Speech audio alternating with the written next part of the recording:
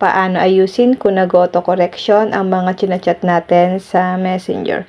So, imbis na mas mapabilis or mas mapadali yung pag-communicate natin sa ka-chat po natin guys, ay mas lalo siyang napapatagal kasi po nag-auto correction yung mga chinachat natin or mali-mali yung spelling na nailalagay sa message sa ka-chat natin guys. So, open lang natin ang Messenger.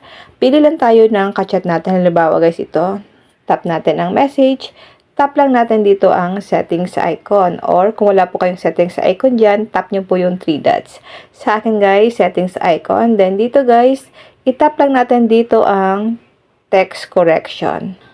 Scroll down lang natin guys. Hanapin nyo po dyan ang auto correction. Dahil po naka-turn on sa akin, kailangan ko lang siya guys i-turn off para hindi po binabago yung mga chinachat ko sa Messenger.